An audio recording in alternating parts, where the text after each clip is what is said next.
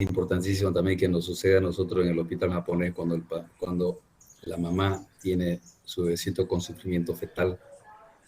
Entonces, hay veces que es necesario decidir si es de una vez para cesárea o es sacarlo al parto normal, inducirlo al parto o conducirlo al parto o hacer cesárea. Entonces, el sufrimiento fetal es un tema muy bonito que puede considerarse de dos formas, el sufrimiento fetal. Un sufrimiento fetal agudo y uno crónico. La forma crónica se caracteriza por una disminución del crecimiento del feto debido a aporte insuficiente en forma prolongada. O sea, debido a aporte insuficiente en forma prolongada de sustancias, nutrientes y algunas alteraciones maternas que pueda tener o fetales para que haya un retardo para que haya un sufrimiento fetal. La forma aguda se presenta más frecuentemente durante el trabajo de parto y es de instalación relativamente rápida. En la mayoría de los casos es la consecuencia de una distocia de contracción uterina. ¿Qué quiero decir? Generalmente, en la mayoría de los casos, como dice, es porque las contracciones uterinas no están llevando a un trabajo de parto normal. Entonces, hay un trabajo de parto alterado. Las contracciones uterinas están disminuidas o están alteradas. Entonces, la forma aguda es la más frecuente y la que se presenta en sí durante el trabajo de parto. La forma crónica se puede presentar, pero en aquellas pacientes que tienen alguna complicación como la desnutrición, como la preeclampsia, alteraciones de la presión arterial. En la mayoría de los casos, es consecuencia de una distocia de contracción, de contractilidad uterina. Se cree que se produce por una disminución en el aporte de oxígeno al feto. O sea, si hay disminución de aporte de oxígeno al feto, va a haber hipoxia. Y esta va asociada a una retención de dióxido de carbono o anhídrido carbónico. La hipoxia y la retención de dióxido de carbono no son sino una parte del complejo fisiopatológico del sufrimiento fetal. Por eso es que hay algunas denominaciones como hipoxemia, anoxemia, asfixia fetal, que no son totalmente adecuadas. Sobre la base de los conocimientos actuales, el sufrimiento fetal agudo puede definirse como una perturbación metabólica compleja debida a una disminución de los intercambios feto-materno.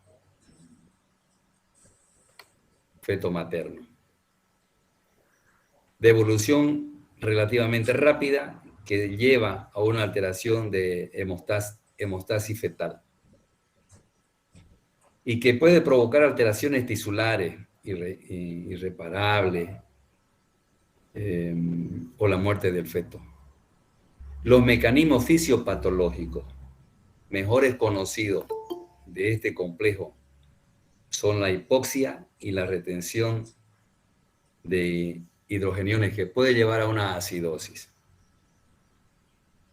Las lesiones más importantes que provoca por el tipo de secuelas que producen son las del sistema nervioso central. Claro que sí va a haber una alteración neurológica si el trabajo de parto es prolongado. En la fisiopatología, cuando los intercambios entre el feto y la madre están disminuidos, se produce un aporte de oxígeno al primero y la eliminación del producto del metabolismo fetal. La retención de dióxido de carbono produce acidosis gaseosa. La disminución de aporte de oxígeno causa una disminución de la presión de gas en la sangre fetal y puede producir una hipoxia fetal. Se produce hipoxia fetal cuando las células no reciben el oxígeno suficiente. La consecuencia de esta alteración metabólica es la disminución del consumo de oxígeno por las células y el aumento de hidrogeniones, produciendo acidosis metabólica.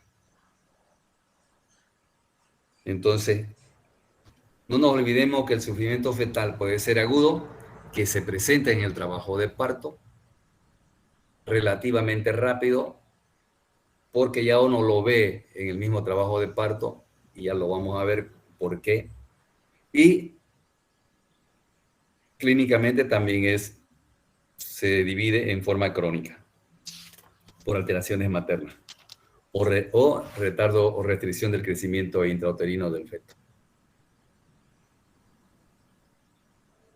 En cuanto a la etiología y la patogenia, nosotros vamos a ver en condiciones normales los intercambios entre el feto y la madre dependen, uno, que el aporte de sangre al útero sea normal en cantidad y en calidad.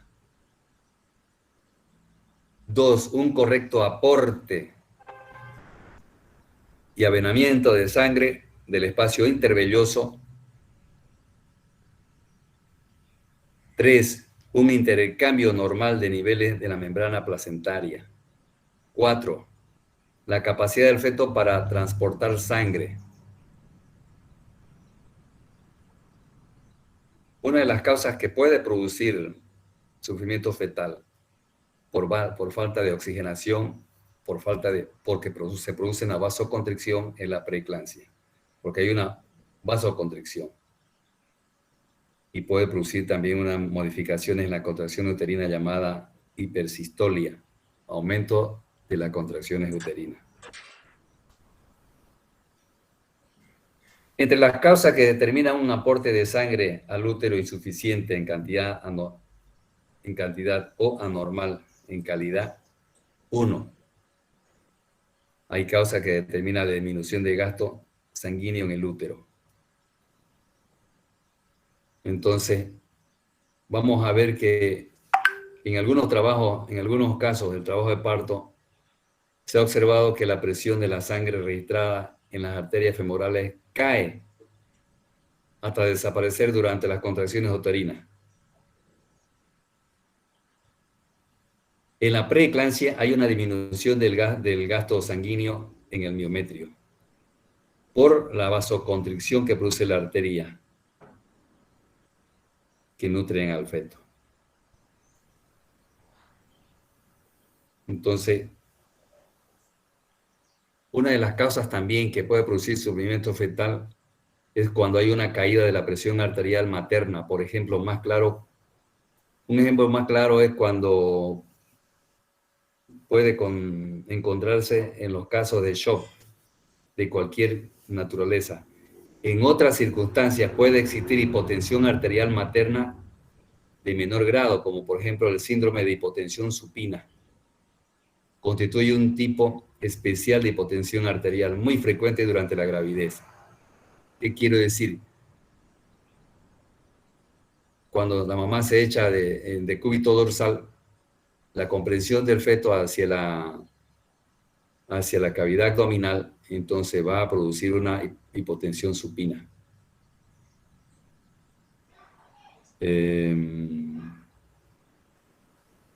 Este hecho es debido a veces cuando le colocan la anestesia epidural o raquídea. Entonces hay que tratar de que comprimir el feto hacia un lado para que no haya esa comprensión de la vena cava, para que no haya el síndrome de hipotensión supina.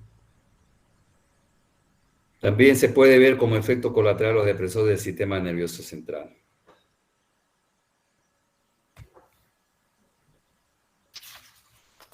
En cuanto a la sintomatología, los signos de sufrimiento fetal más importantes son los que se obtienen por la ocultación del corazón del feto y por la observación de la presencia de meconio en el líquido amniótico.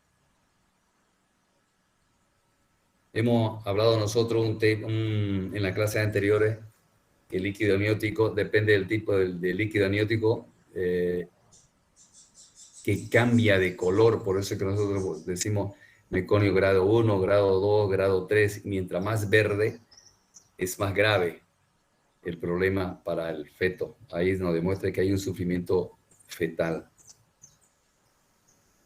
Entre la modificación de la frecuencia cardíaca fetal, tenemos 3 tipos de signos en el sufrimiento fetal, en la sintomatología.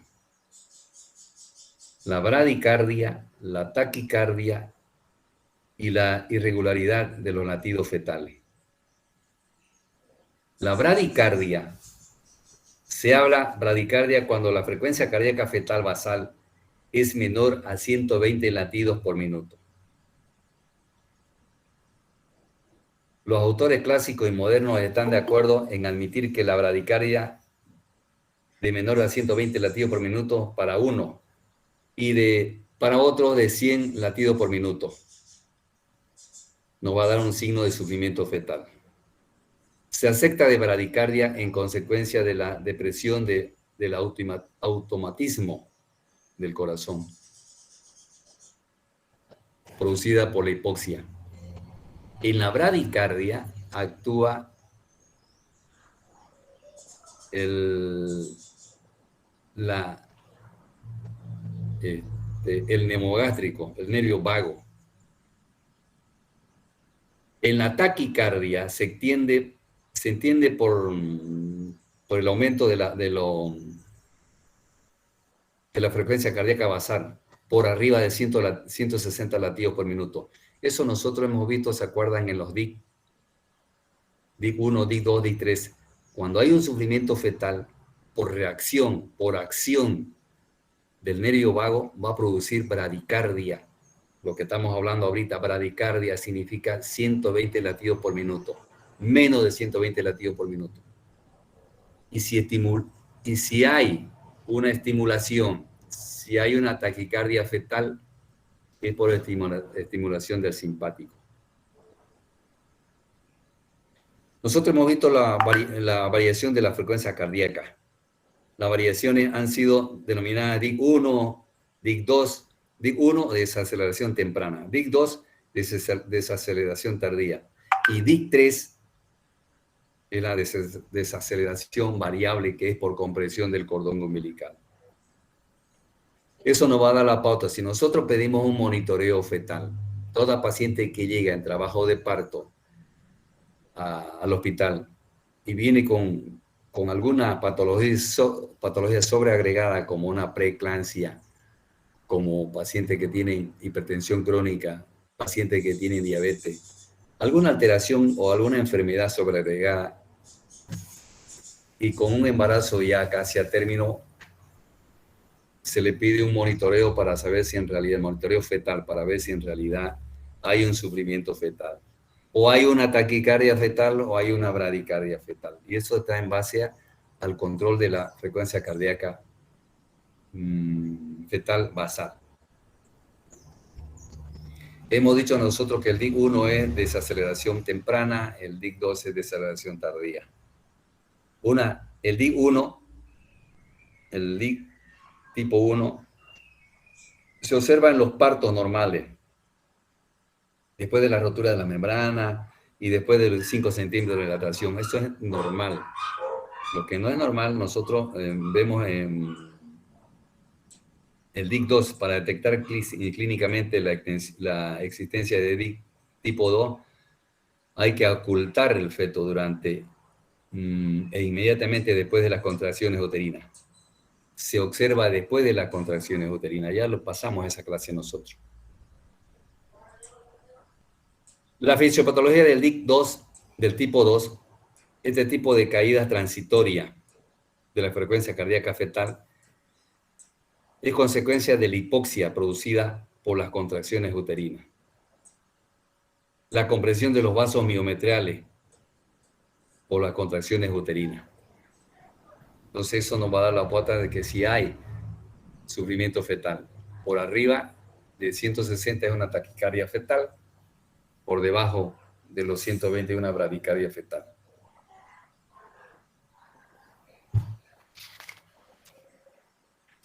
A ver, Una de las pautas que no puede, no es patonomónico de que sea pero es un signo de alarma. Es un signo de alarma la pérdida de meconio, el cambio de color del líquido amniótico. No se conoce la patogenia de la expulsión del meconio. Ha sido atribuida a reflejos de la hipoxia, y a la retención de dióxido de carbono y a la acidosis metabólica. Entonces, cuando es reciente, es verde y aparece en forma de grumo, el meconio puede clasificárselo en meconio 1, 2 y 3, como lo hacen los pediatras. Líquido meconiado 1 cruz, líquido meconiado 2 cruces o líquido meconiado 3 cruces.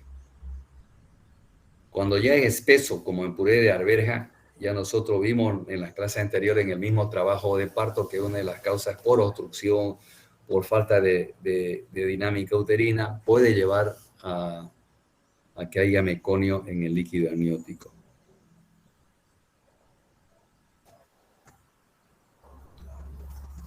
El diagnóstico de un sufrimiento fetal va a depender de la etiología.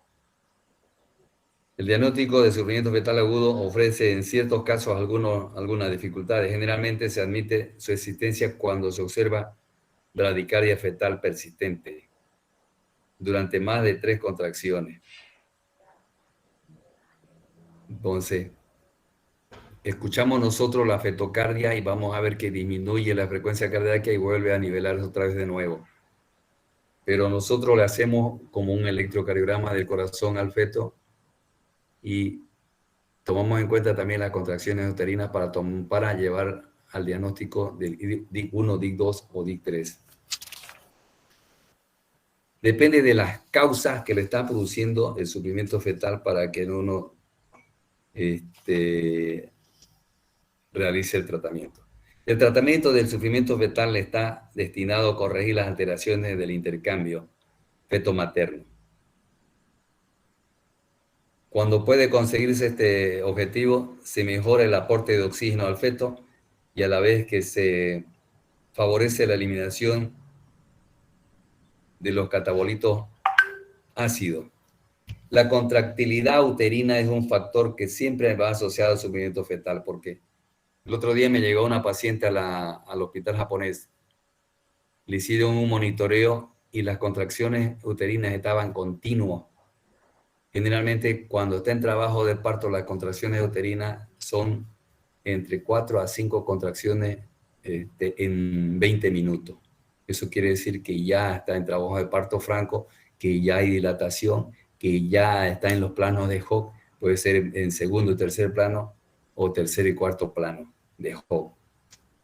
Entonces, eso nos da la pauta también de tomar decisiones y llegar a definir si es parto o es cesárea. Y esa paciente que me llegó, le pidieron un monitoreo y tenía 7, 8, 9, 10 contracciones en 20 minutos. Entonces tenía una policistolia, había muchas contracciones uterinas. Así como hay en el corazón de una persona bradicardia, así como hay en algunas personas taquicardia en el corazón, también en el feto tenemos la bradicardia, también tenemos la taquicardia fetal. También hay en las contracciones uterinas.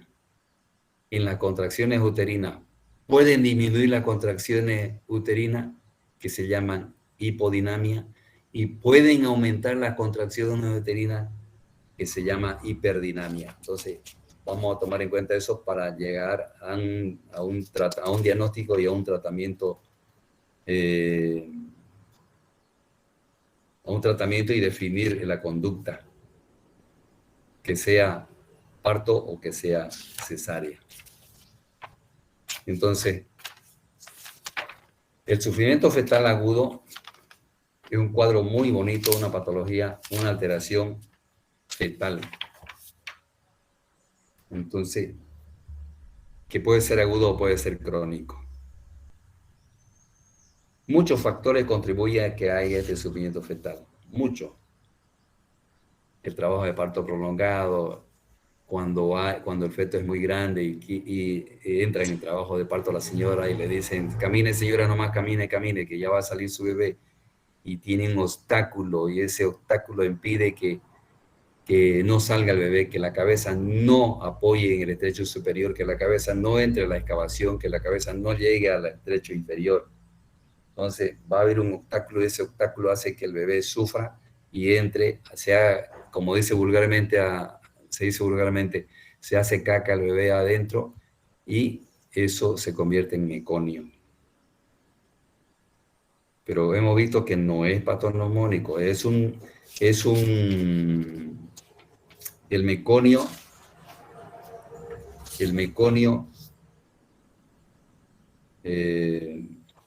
es un signo de alarma solamente. Hay que tener muy en cuenta eso. No se olviden la sintomatología, los signos del sufrimiento fetal.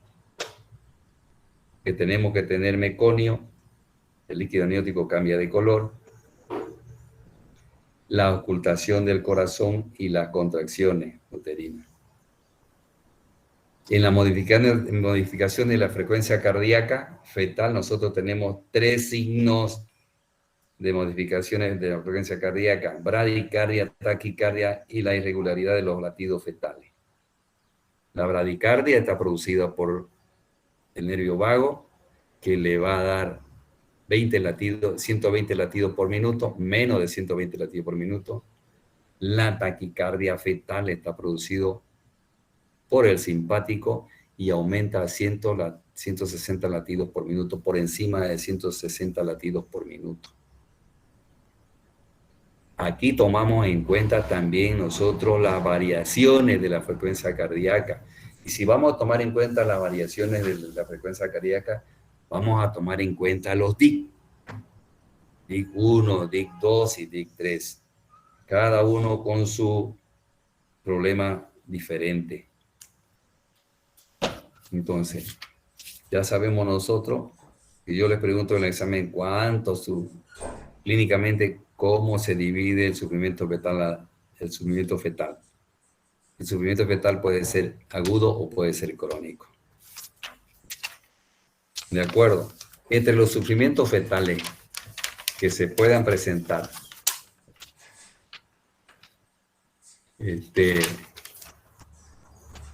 y alteraciones del parto patológico. Pueden haber alteraciones del parto patológico, por ejemplo, la distocia. El parto no es siempre un fenómeno normal. Los múltiples factores que participan en su evolución pueden perturbarse y destruir la armonía necesaria para la realización de un parto normal o eutóxico. Los disturbios del parto pueden agruparse en 2 grandes capítulos: en distocia y en accidente. Ambas complicaciones, en menor o mayor grado, comprometen a la madre y al feto, o quizás también al recién nacido porque tiene distrés respiratorio y entra en alteraciones del síndrome de membrana hialina, porque hay una hipoxia y no hay una buena formación del surfactante y lleva a un distrés respiratorio al recién nacido. La distocia viene de la palabra griega, que quiere decir parto laborioso, parto difícil, parto doloroso. Estas distocias son alteraciones o disturbios que se presentan primero, 1, en la contractilidad uterina, en el canal pelvigenital, ya sea óseo o ya sea de partes blandas. Otro factor es el feto y sus anexos, cuando hay fetos grandes. ¿Qué quiero decir pelvigenital? Cuando la mamá tiene una estrechez pélvica y el bebé es grande y no sale, el feto no sale por el canal del parto. ¿Qué quiero decir con las contracciones uterinas? Que no hay la triple gradiente descendente que empieza en el marcapaso de arriba esas contracciones uterinas que vienen de arriba hacia abajo, no se están realizando en forma normal. Entonces la contractilidad uterina lleva también a eso, a que haya un sufrimiento fetal o un parto patológico, como le llaman, o distocia en el parto. Por eso se llama distocia de la contractilidad uterina. Cuando hay una paciente que tiene 5, como antecedente, tiene 5 hijos y entra en trabajo de parto, y ese trabajo de parto se prolonga. Generalmente el trabajo de parto en la multípara es más rápido que en la primigesta, pero cuando se prolonga el trabajo de parto por la mala contracción uterina, entonces estamos diciendo tiene una distocia de contracción uterina, y si está con 5 o 6 dilatación, nosotros le hacemos una conducción, y si hacemos conducción le vamos a hacer con oxitocina, y empezamos con 8 gotas, después aumentamos a 16, después a 32 para que vaya mejorando la distocia y la contractilidad uterina. La falta de contracción uterina hace que nosotros le administremos oxitocina y mejore esa dinámica uterina. Entonces, las distocias de la disminución de la contractilidad de la triple gradiente descendente conservado. Tenemos nosotros la hipodinamia, la hipotonía, la hipoactividad. Entonces, la falta de contracción uterina en nosotros está con hipodinamia, no tiene buenos dolores, no tiene mucho dolor. A pesar de estar con 5 a 6, con 7 a 8 dilatación, la paciente camina tranquilamente. ¿Tiene dolores, señora? No, me viene despacito y se me pasa. Vienen los dolores y se me pasan, no son tan fuertes. Entonces hay una distocia de contracción, hay una hipodinamia. Por eso es que las contracciones, la triple gradiente descendente no está funcionando. La hipodinamia se manifiesta desde el comienzo de trabajo de parto, se denomina primitiva, y si es consecutiva a un periodo de contracción normal o exagerada, se considera secundaria. Primaria y secundaria. La hipodinamia se divide en primaria y en secundaria. La hipodinamia primaria, en cuanto a su etiología, en la mayoría de los casos es desconocido. Cuando se identifica una causa, esta puede ser funcional o mecánica. Si nosotros hablamos de la hipodinamia funcional por inhibición psicógena, temor, angustia, a veces la paciente no quiere pujar, tiene miedo. Uno le dice, puje señora, como si se fuera a hacer caca, puje, puje. Y está con 9 a 10 dilatación, o ya está dilatación completa, y tiene el temor de pujar, me da miedo. Y uno le dice, puje como haciéndose caca, señora. Ese temor también hace de que haya una hipodinamia. Lleva a una hipodinamia, pero esa es de hipodinamia primitiva, funcional. A través de un aumento de la secreción por aumento de la secreción de adrenalina, que alteraría la contractilidad uterina por inhibición refleja proveniente de los órganos vecinos. Puede haber por un vejigoma o en el recto, tener mucha materia fecal. La mecánica por falta de formación de las bolsas de las aguas. Estos son fenómenos pasivos. Por falta de apoyo de la presentación fetal sobre el cuello uterino. Si no va a descender, si no desciende en el canal del parto, si el feto no entra en el canal del parto y controlamos los planos de Hook, no va a llegar a encajar, tampoco va a llegar a comprimir el cuello uterino. Entonces, la presentación fetal, no hay un apoyo en el cuello uterino para que haya una dilatación.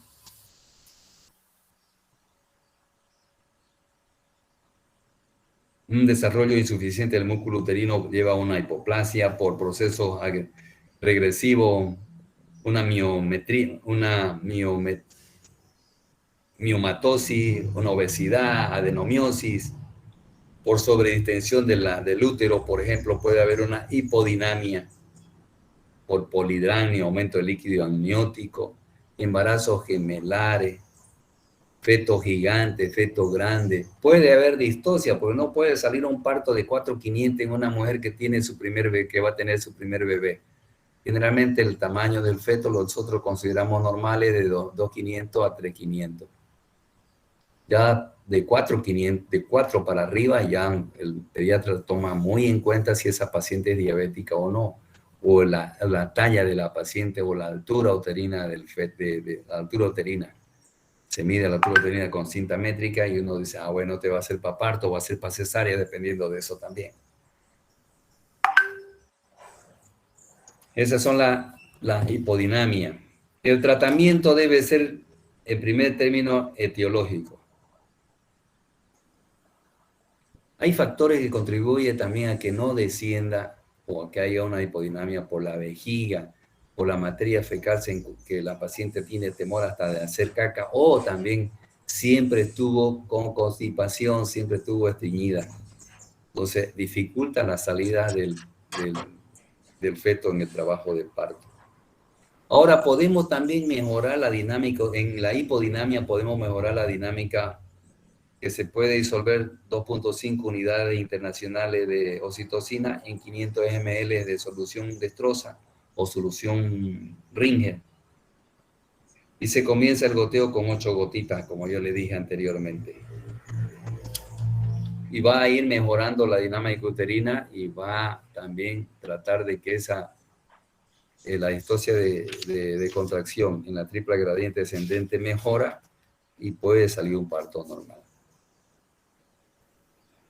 La hipodinamia secundaria, en la etiología de la hipodinamia secundaria, el cansancio muscular de esta distocia puede ser consecuencia de un largo trabajo de parto. Cuando está mucho tiempo en trabajo de parto, hasta la paciente se agota y se agota también el músculo uterino. Y entra en sufrimiento fetal también, hablando del tema que hablamos anteriormente. Y nosotros, si rompemos la fuente, si rompemos la membrana amniocoriónica, vamos a ver también si el tipo de líquido que sale, si el líquido meconiano, una cruz, 2 cruces, 3 cruces. En la hipodinamia. Vamos a tomar en cuenta siempre también la fetocardia en la hipodinamia para descartar el sufrimiento fetal. No solamente que hay una hipodinamia secundaria por cansancio muscular y no escuchamos la fetocardia. Tenemos que escuchar siempre la fetocardia cuando entre en trabajo de parto. A partir de 3 a 4 centímetros ya uno va tomando en cuenta la contractilidad uterina y la fetocardia y el encajamiento. El partograma se toma muy en cuenta en los centros de salud donde se atiende generalmente más parto. Ahora, la distocia por aumento de la contractilidad uterina con triple gradiente descendente conservado, nosotros podemos hablar de hiperdinamia. Y es lo que yo le decía como anécdota, lo que me pasó el lunes anterior. Este lunes que pasó, al lunes anterior, me llegó una paciente con hiperdinamia. Tenía varias contracciones en 20 minutos, entonces eso hace que llegue y entre en sufrimiento fetal el feto. Y encima hay bastante contracción uterina, continua la contracción uterina. Entonces uno se da cuenta en el monitoreo y entra a quirófano para evitar complicaciones del sufrimiento fetal en la hiperdinamia. La fisiopatología de la hiperdinamia, la exageración de la contractilidad se manifiesta principalmente por la intensidad de las contracciones, que es superior a 50 milímetros de mercurio. Hay una hipersistolia o una hiperdinamia. La frecuencia es normal o algo mayor. Más de 5 contracciones en 10 minutos, taqui y polisistolia. Como consecuencia de esta polisistolia puede elevarse el tono y puede haber hipertonía uterina. Como si fuera si se endura el útero, como si fuera un desprendimiento prematuro de placenta que puede presentarse como una hipertonía, duro, se contrae el útero y no hay. Eso puede llevar a una hipoxia fetal, a un sufrimiento fetal agudo y puede llevar a un óbito fetal. En la lucha del útero contra un obstáculo, el ritmo de las contracciones se hace más frecuente, una policistolia, taquicistolia, y se acompaña de una disminución de la amplitud de la contracción y un aumento progresivo del tono, hipertonía. No nos olvidemos siempre de que en realidad tenemos que tomar en cuenta aquí la fetocardia para tomar una conducta. Si hay el sufrimiento fetal DIC1 o DIC2, especialmente el DIC2, que es lo que nos da la pauta de que hay sufrimiento fetal, y entramos a quirófano para terminar el embarazo.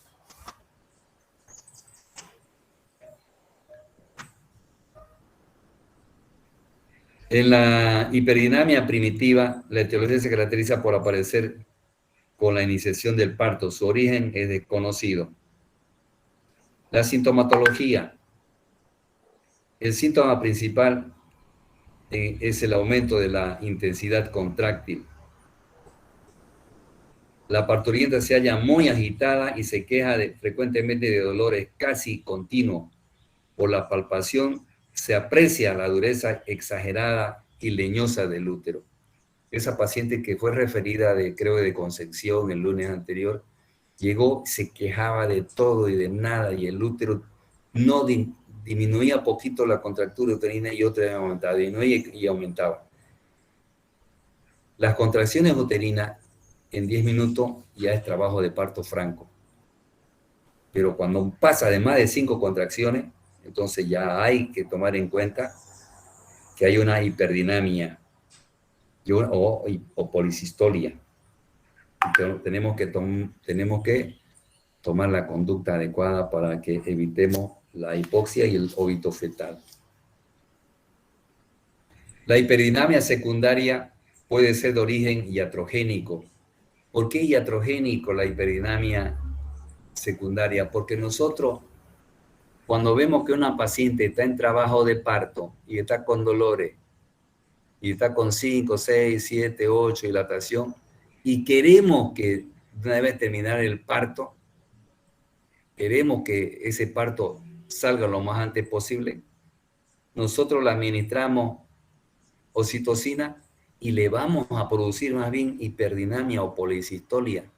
Le aumentamos más bien las contracciones uterinas. Y a eso sí que nos lleva a un sufrimiento fetal agudo y puede ser un óbito fetal, porque no hay una buena oxigenación, hay una vasoconstricción y eso lleva a un óbito fetal. Quizás por ahí también a un DPP, un desprendimiento prematuro de placenta. Entonces, la hiperdinamia secundaria generalmente es iatrogénica, por la administración exagerada de oxitocina. Cuando ustedes hagan le vuelvo a recomendar, la inducción es iniciar el trabajo de parto. Hay una paciente que está con 40 semanas de gestación o 41 semanas de gestación, un embarazo prolongado. Nosotros le colocamos el misoprostol. El misoprostol viene de 200 microgramos, le colocamos en la cuarta parte para que inicie el trabajo de parto. Le colocamos el cuellito de la matriz, le colocamos ese espéculo, mojamos la tabletita en la cuarta parte y lo humedecemos el cuello uterino para que inicie el trabajo de parto. Inicia el trabajo de parto. Una vez inicia el trabajo de parto y empieza la dilatación entre 4 a 5 centímetros de dilatación, empezamos la conducción. Pero hay que tomar en cuenta siempre en un embarazo prolongado, siempre que el embarazo prolongado ya disminuye hasta el líquido amniótico. Y si hay trabajo de parto, si hay contracciones uterinas y no hay líquido amniótico, ¿qué tipo de DIC vamos a tener?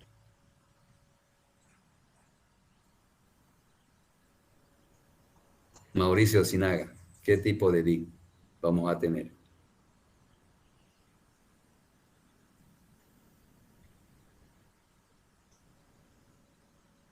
Karen Jocelyn.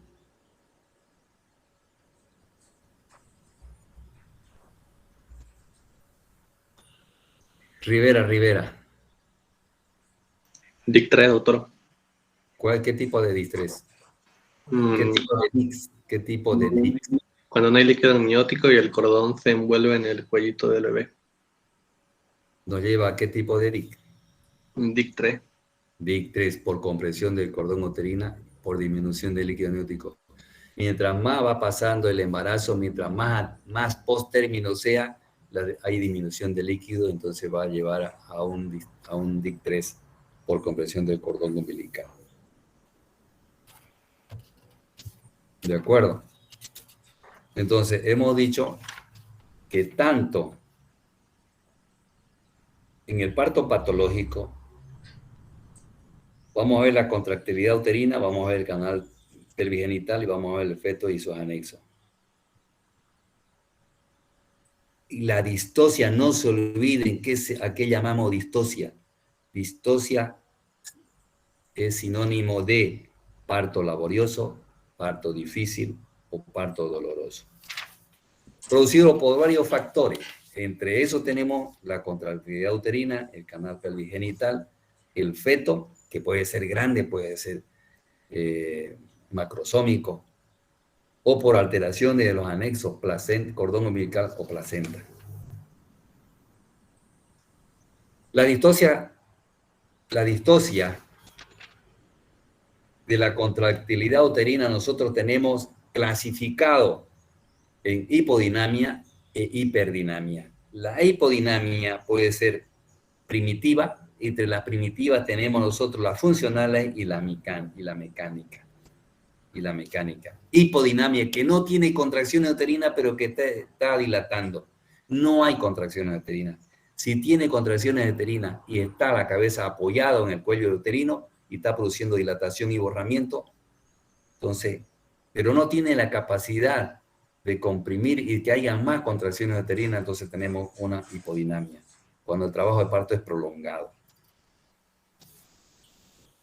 En la hipodinamia secundaria, si dijimos que una es primaria y la otra es primitiva o primaria y la otra es secundaria, el cansancio muscular de esta distocia puede ser consecuencia de un largo trabajo de parto. Lo más grave es el parto obstruido, en que el agotamiento de la actividad uterina es consecuencia de su lucha contra el obstáculo. ¿Qué quiero decir? Que la cabecita del bebé o cualquier presentación que tenga, ya sea pélvica o cefálica, no va a salir por la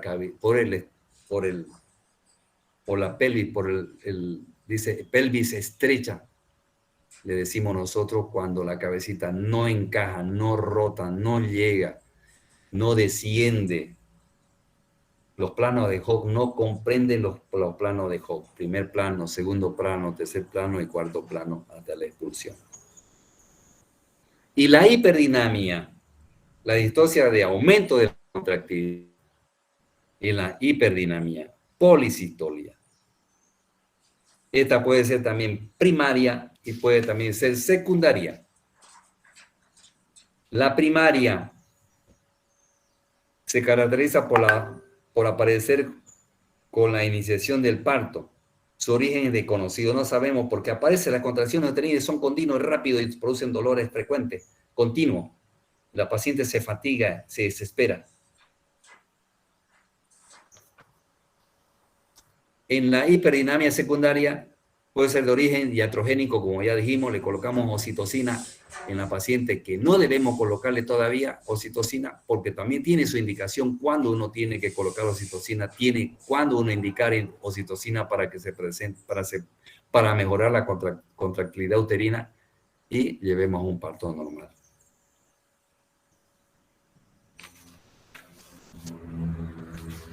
¿Alguna pregunta?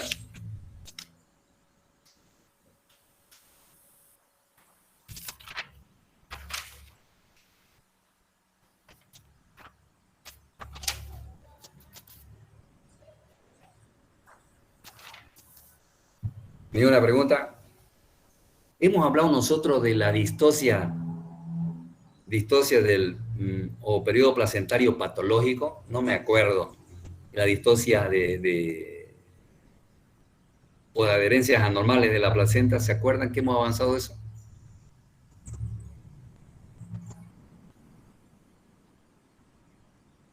¿Quién me puede decir eso? Linoca Morales. John Sebastián. No, no lo avanzamos, doctor. ¿No hemos avanzado la distosia anatómica de la placenta? No, doctor. No. No, doctor. No, doctor.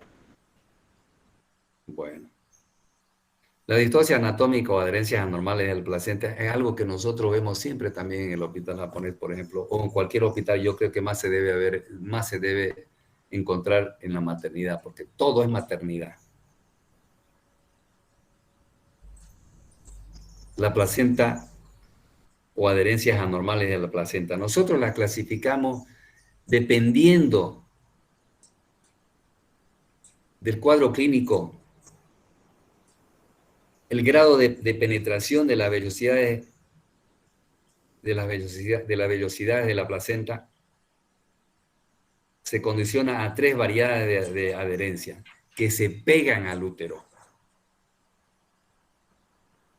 Hay una ácreta cuando la velocidad está firmemente adherida al miometrio, sin penetrar el miometrio, solamente hasta el miometrio.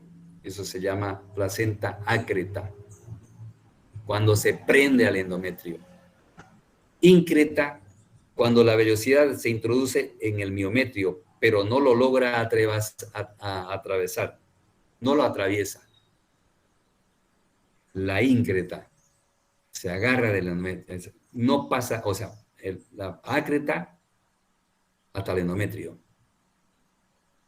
La íncreta se agarra del miometrio.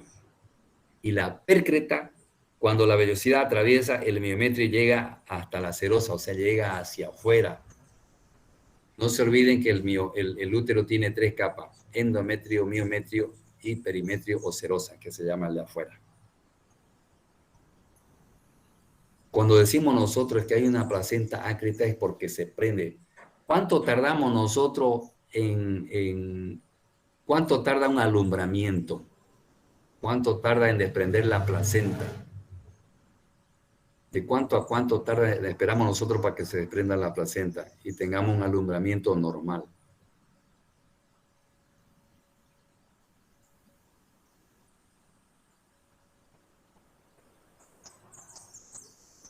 ¿Quién me responde eso? A ver, voy a tomar lista para que así tenga. Comicel Vargas. Presente, doctor. ¿Qué me dice? Dependiendo de la dilatación, doctor, desde que inicia. No, estamos hablando de la paciente con acretismo placentario.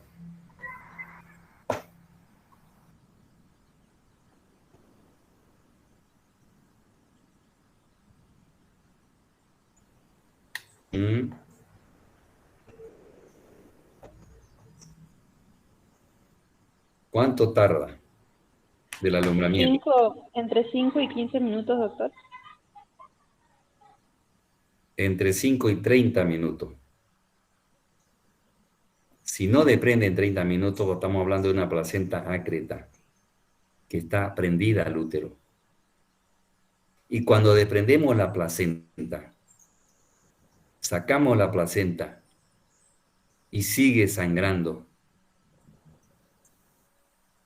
y nos cuesta retirar la placenta, nosotros tenemos que clasificarla en íncreta o placenta percreta, que nos va a producir una hemorragia grave, porque la placenta está adherida al endometrio, o si está adherida o ha pasado más del miometrio. Es una clasificación de la distosia anatómica. El diagnóstico se realiza por el tacto intrauterino, comprobándose que hay partes de la placenta que están desprendidas, en tanto que otras se manifiestan con adherencia. Hay partes que están adheridas y otras partes que se han desprendido. Entonces hay veces que nosotros en el tratamiento de estas pacientes, que puede suceder en cualquier paciente que uno no sabe que está adherida, bien fijada, normoinserta, podemos hacer inclusive para evitar las hemorragias y shock hipovolémico en las pacientes, hacerle la histerectomía, sacarle la matriz. Entonces, no es importante tomar en cuenta eso, las adherencias o las distocias anatómicas por las adherencias anormales de la placenta.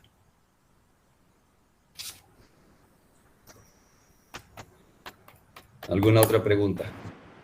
Doctor, ¿el uso del raspaje de cuchara es para sacar esas adherencias o cuál es el objetivo de utilizar la cuchara punta Roma? A ver. Cuando nosotros utilizamos, generalmente en los centros de salud, para sacar completamente los cotiledones, porque nosotros tenemos entre 18 a 20 cotiledones después de un alumbramiento. Después del alumbramiento normal, nosotros sacamos la placenta y contamos los cotiledones, que son entre 18 a 20 cotiledones. No falta siempre, o es necesario hacer una limpieza de la cavidad uterina, pero lo hacemos en forma manual. Nos envolvemos una gasita o dos gasitas en el dedo y metemos en la mano vía transvaginal y entramos a la cavidad uterina y limpiamos la cavidad uterina.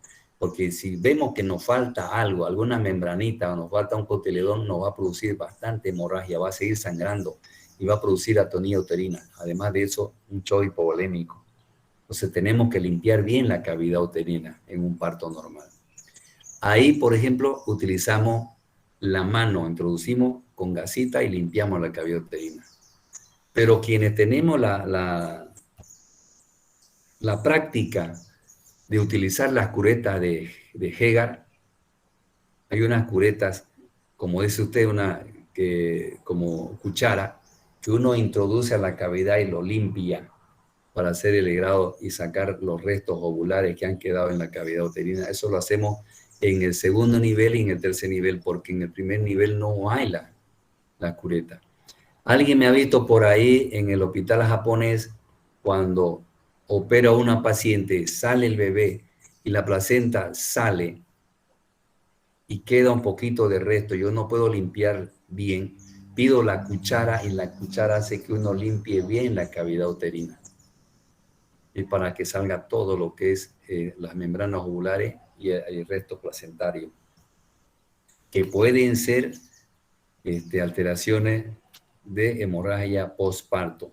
Ya nosotros hablamos de la hemorragia postparto, que son producidas primero por atonía uterina, segundo por restos ovulares, tercero por desgarro de primero, segundo, tercer grado, cuarto por inversión uterina, quinto por alteración hematológica que nos lleva a una coagulopatía intravascular diseminada. Entonces, hay que tomar muy en cuenta eso. Muy diferente, la distocia anatómica, adherencias anormales de la placenta, es muy diferente a las placentas previas. Aquí la placenta puede estar insertada en el fondo uterino, sin embargo las placentas previas están adheridas o implantadas en el segmento inferior. ¿Se recuerdan de la placenta previa, no?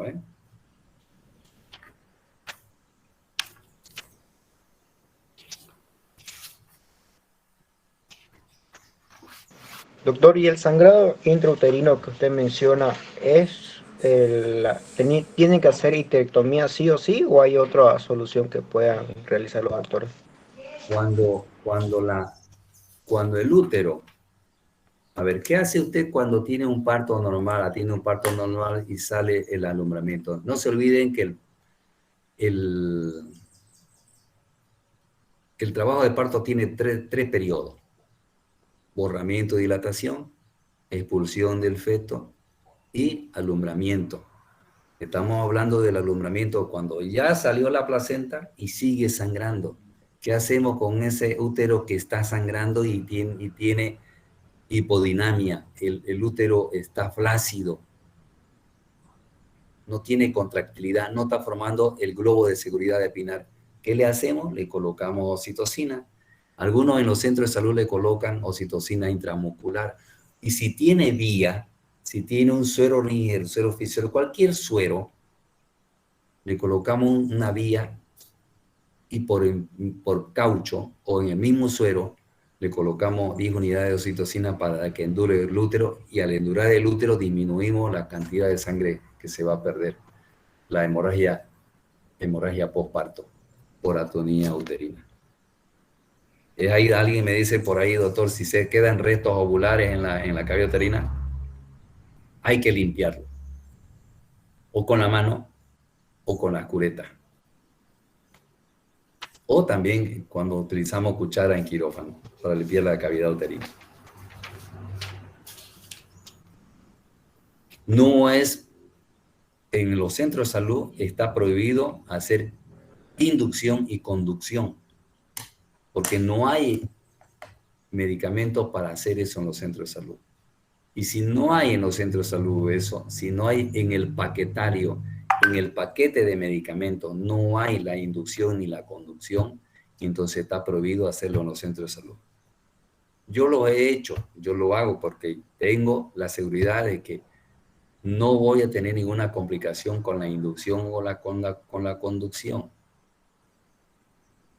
Sin embargo, la medicina general, algunos médicos generales no se arriesgan a hacer eso porque no la conocen, no saben. Algunos saben, pero hay que tener mucho cuidado porque la oxitocina puede producir sufrimiento fetal, hipoxia fetal y puede producir óbito fetal por la contracción uterina. Hemos visto nosotros que le puede producir hiperdinamia uterina, que es iatrogénica por administración de oxitocina. Y no puede producir óbito fetal.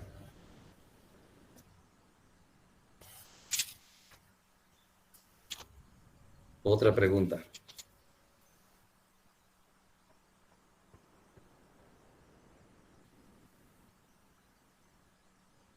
Nada.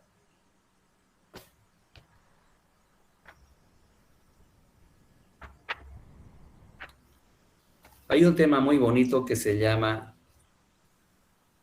enfermedad de transmisión sexual, clasificada entre las enfermedades de transmisión sexual, que eso, si tenemos tiempo para la otra semana, lo vamos a hacer. Si tenemos tiempo en algún miércoles que nos queda. Un tema muy bonito y muy frecuente, donde tenemos que hacer tratamiento por las tricomoniasis vaginales, micosis vaginales, gardinela vaginales, qué tipo de tratamiento le vamos a hacer, cómo diagnosticar ese tipo de infección, cómo diagnosticar el tipo de secreción vaginal, para que así nosotros lleguemos a un...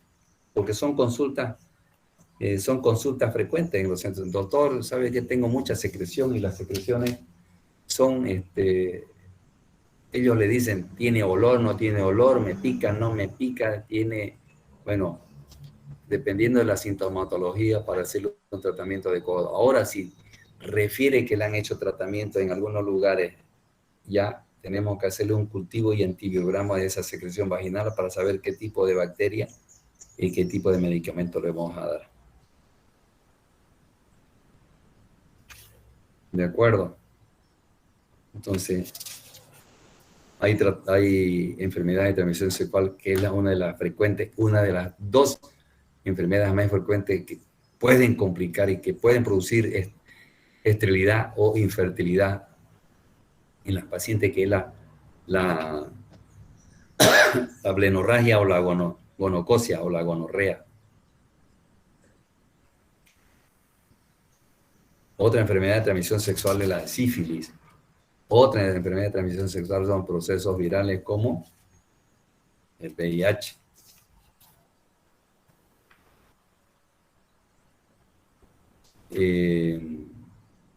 Uno de los que altera, una de las que produce obstrucción de las trompas uterinas, las clamidia. que hay que tener muy en cuenta eso para evitar complicaciones que lleva a la paciente a una esterilidad, porque se obstruyen las trompas y no hay, el espermatozoide no va a subir hacia arriba a producir la fecundación. Si están obstruidas las trompas ya es difícil que se presente o que se produzca la fecundación. Otras enfermedades, por ejemplo, TORCH. TORCH se trata de un grupo de enfermedades producidas por diversos agentes parasitarios, toxoplasmosis, virus, rubeola, citomegalovirus, herpes virus, que tienen en común la producción, que pueden producir abortos y partos prematuros, infecciones perinatales, microcefalia, hidrocefalia, lesiones cerebrales, retardo mental o muerte fetal. Hay quienes agregan a esta agrupación la listeria.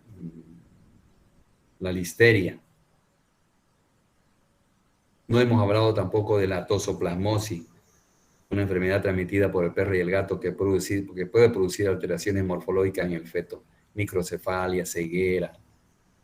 Entonces, la toxoplasmosis siempre se pide en los laboratorios, así como pedimos hemograma, examen de orina, azúcar en la sangre, o glicemia, grupo sanguíneo, así como pedimos sífilis, VDRL, así como pedimos toxoplasmosis, pedimos VIH.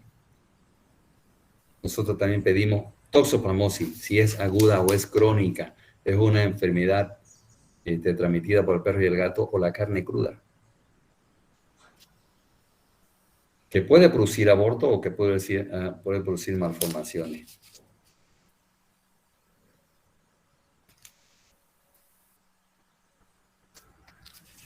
El Chagas también podemos, que también tiene que tener muy en cuenta, por eso se piden los laboratorios Chagas para hacer tratamiento para evitar el Chagas congénito. Nace el bebé, se hace el estudio de Chagas al recién nacido, y si sale positivo se le hace un tratamiento adecuado. Y si sale negativo, es lo mejor, aunque la mamá sea Chagas positivo.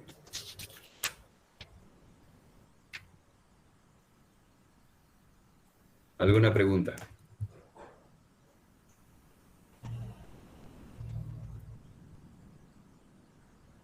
Bueno, entonces nos vemos el día miércoles a las 12:30 en la universidad para que demos el examen. Ya creo que han quedado así con Lixi, ¿no?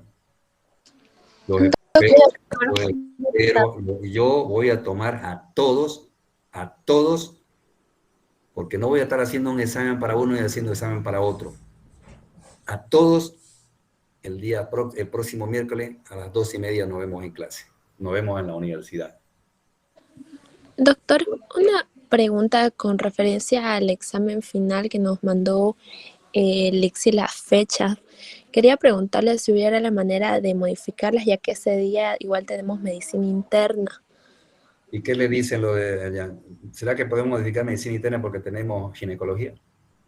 Es que esa fecha ya fue fijada con anticipación y Lixi recién nos avisó. Y nosotros venimos postergando este examen. Yo no me hago problema tomárselo hasta en enero. Me refiero al final, doctor, no al tercer parcial. El examen final que creo que dijo 8 de diciembre, ¿no? No sé si tal vez podríamos encontrar aunque sea un día antes, para que no sea el mismo día exactamente. Eso me mandó Lixi, que habían llegado a un acuerdo entre todos para que así lo demos esa fecha. No se olviden que yo el 15 ya tengo que entregar las notas. Hasta el 10 ya yo tengo que entregar las notas. Porque siempre he sido uno de los primeros en entregar. Está bien, doctor, entonces... Creo que no sé. A ver, ¿cuándo le dijo Lixi? ¿Cuándo quedamos con Lixi, por favor? A ver si Lixi nos puede... Para que nadie se perjudique. Doctor, ¿el segundo y tercer parcial se quedó el 1 de diciembre? el final, perdón, el 24 de noviembre, el final el 1º y segunda instancia el 8 de diciembre. Ah, me da tiempo para entregar las notas. El 1 de diciembre, entonces el final. Sí, y ese es el examen que le comentaba de que tenemos igual de medicina interna. No sé si podría ser, aunque sea un día antes, un día después, pero para que no sea el mismo día los dos exámenes. Nosotros tenemos que tomarlo el día de clase, para que todo el mundo sepa que es el día de clase los exámenes de ginecología. Porque si lo tomo otro día, no va a faltar uno con síndrome de Down, va a decir, no tomó el día de clase y lo ha tomado el día viernes y yo no me enteré.